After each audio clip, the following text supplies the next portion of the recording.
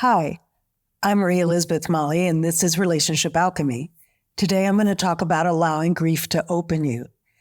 I'm coming to you today in a space of grief myself, having recently lost a teacher and soul friend who meant a lot to me.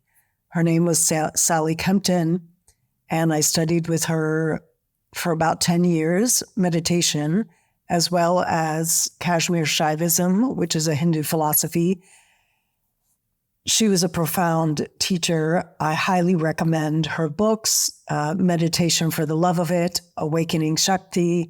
She taught a lot on the devotional aspect of relating to the divine and also connecting with the goddesses as reflections of different aspects of ourselves. And today I was on a call, and the question was asked on the call, who of people you've loved who have passed away shaped you and how? And Sally came up for me since her passing is so recent, in addition to my father. So I first shared a story about my father, who was a doctor. And after he passed away, the doctor who took over his patients when he got too sick to practice became my patient. I was still practicing acupuncture at the time. And after a treatment one day, she said, "You know that healing energy that comes out of your hands?" And I said, "Yeah." She said, your dad had that too. And I never really knew that about him. And I didn't realize that I came from such a lineage of people who actually could transmit. I mean, I believe we're all capable of transmitting healing energy. And I didn't know that he did that in his practice. So that was really sweet to learn. And being his daughter shaped me in that way, as well as having a certain curiosity about people.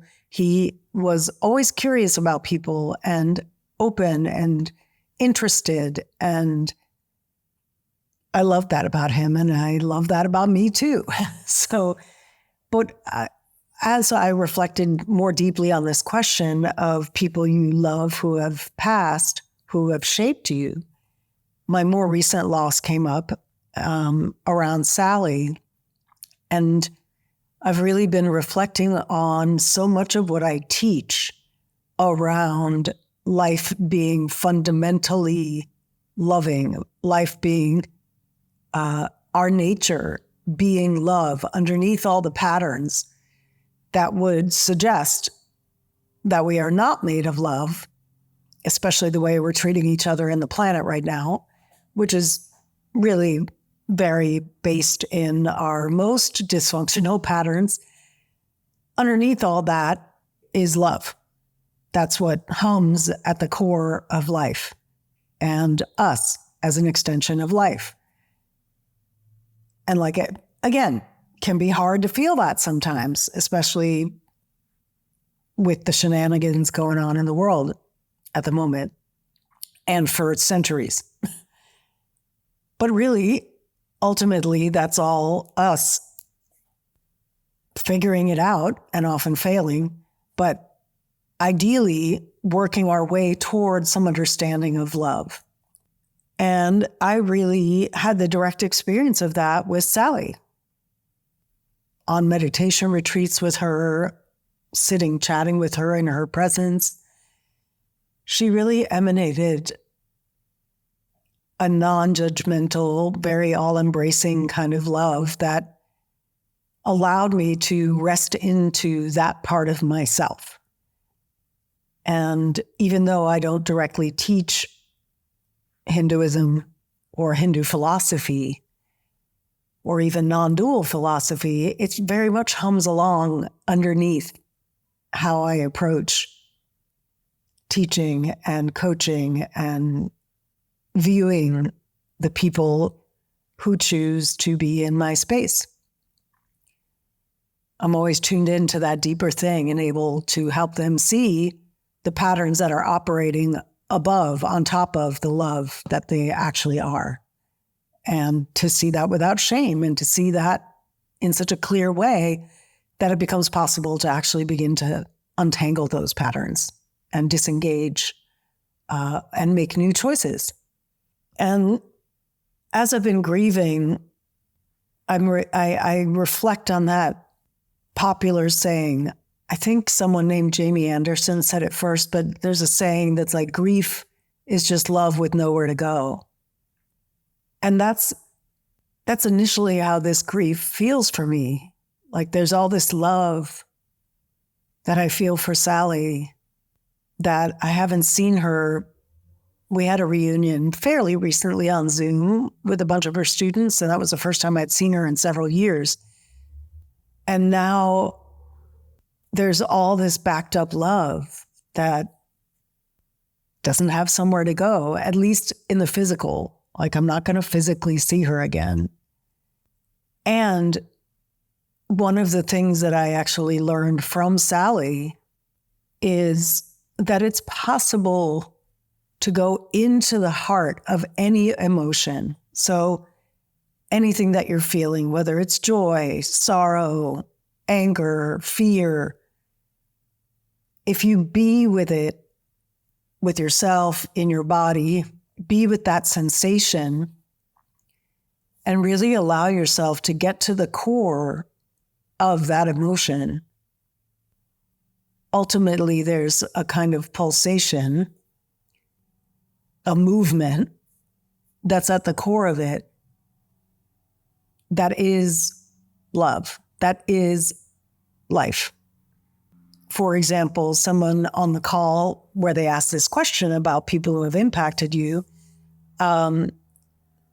earlier on the call, someone was expressing the extreme heart hurt she is feeling over how we treat the ocean and how we're treating the planet and the creatures in it, in particular, the huge pod of dolphins that was just slaughtered, and how that just creates such a huge ache for her, and she doesn't know what to do with it.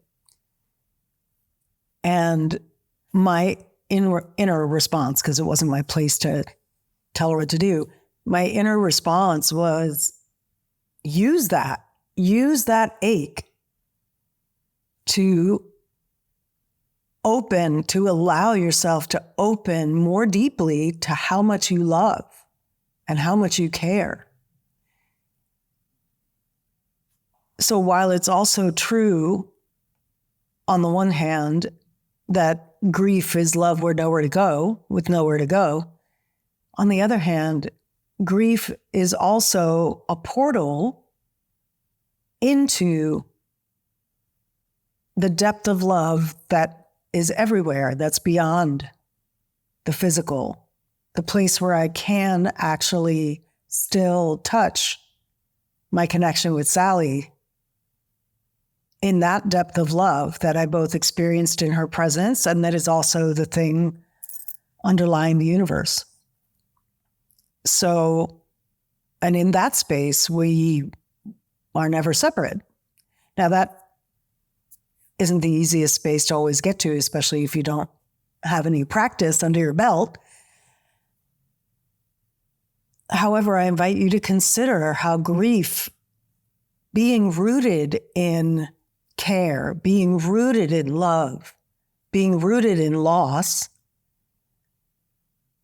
has the power to crack you open, to crack open the heart that tends to be crusty and shut and protected and armored because of hurt, because of life being rough with us. Life isn't always the most gentle player with us, right? So I know we live in a culture in the West that doesn't handle grief well, that wants people to snap out of it, get over it, move on, etc. That's very uncomfortable with deep feeling. And that's really to our detriment, because when we avoid deep feeling, we lose access to what makes us the most beautiful. We lose access to the depth of who we actually are. And then we end up skating along on the surface and wondering why our relationships are so unfulfilling. And a lot of times, I think it comes back to we don't let ourselves actually grieve loss, and we don't let ourselves be cracked open by grief in such a way that we sit with the naked, raw love that is our heart. Because it's not easy. It's a lot easier to skate along the surface until that's not okay anymore. And what I've been noticing in the days since Sally's death is how much more tender my heart feels, how much more available I am to tearing up, not just because I'm sad that she left her body, but when I'm moved by a song or when I'm moved by what somebody says. If somebody says something deeply truthful, I'm moved by it more than in my regular state, when I'm not grieving. And so that's my invitation to you today is if you're grieving, let yourself grieve. Let it crack you open so you can feel your heart, that ache of loss, that love that may seem like it has nowhere to go, but is actually the foundation of all of life. And the more you can drop into that depth of love, the more connected you can still feel to the person or experience that you are currently grieving. My invitation is to allow feeling more into your life. Allow depth. Ultimately, allow love. Let's all be a little less defended against love and a little more open to allowing love to guide and inform and move us in ways that might be scary at first, because love is not a small thing. True love calls us to truthful and courageous action, whether that be in our relationships or about a cause that we feel strongly about in the world or in our businesses or in our work. Love calls us to courage, to taking a stand on behalf of love. And I invite you to let grief, rather than being a way to shut down or feel bad about yourself because you're grieving, allow that grief to open you to how beautiful your heart really is, and to how beautiful it is in life when we get to genuinely share that heart with another being, whether it's a human being or an animal. It's that meeting in the depths of the heart that, to me, makes all the rest of this existence worth it. For those moments where we actually get to meet each other in the heart. And you can really use any emotion, but because I'm grieving, I'm talking about grief. You can really use any emotion to get yourself to that spot in yourself as a practice. Going to the heart of anything you're feeling, you can find the pulsation, you can find how it feels deep in your body, in your heart, and then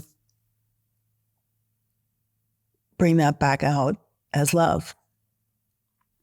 Even if there's a difficult communication that needs to happen, it can still happen from a foundation of understanding that we are love at our core.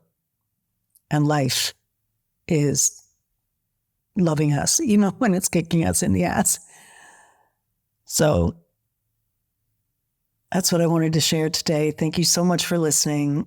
This has been Allowing Grief to Open You. And until next time, remember that a great relationship starts with you.